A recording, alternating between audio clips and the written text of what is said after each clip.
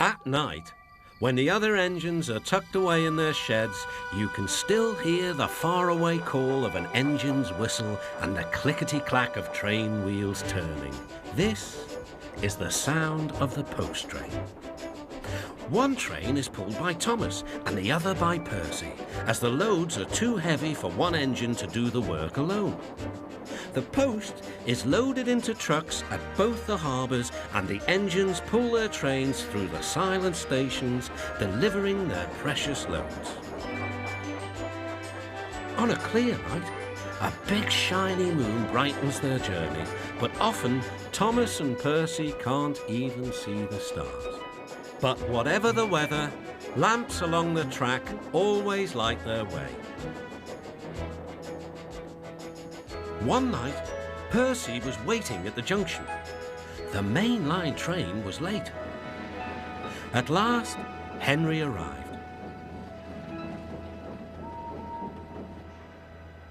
"Sorry," he puffed. "The mail boat from the mainland was delayed." "Come on, Percy," said his driver. "Let's make up for lost time." Percy puffed along as quickly as he could, but the sun was already rising as he finished his work.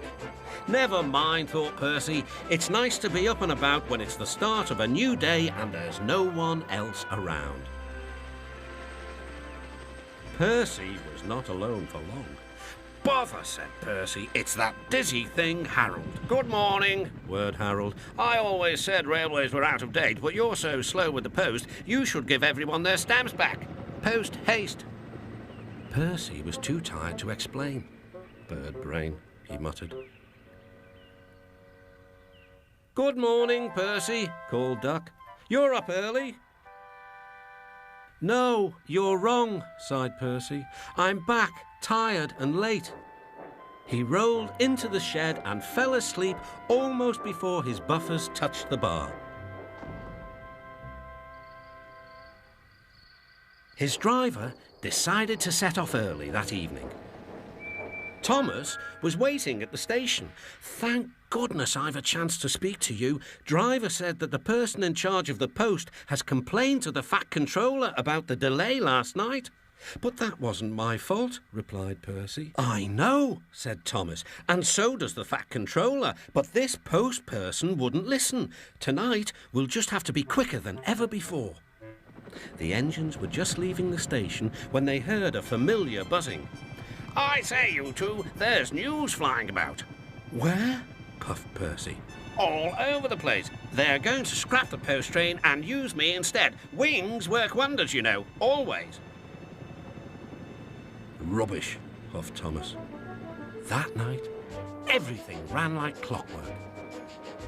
Thomas and Percy steamed through the stations, making good time everywhere they went.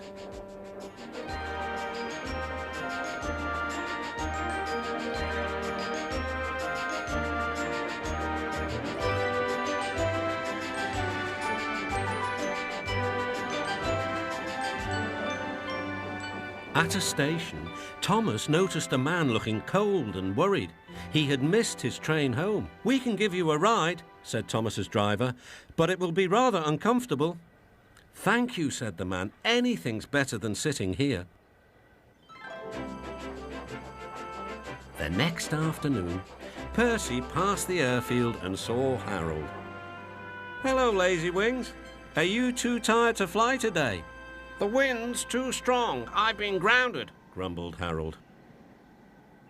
"You need rails," laughed Percy. "They work wonders, you know. Always." That night, the Fat Controller showed the two engines a letter. It was from the man who had missed his train. "He thinks you are both splendid," said the Fat Controller, "and everyone says that the post train is the pride of the line.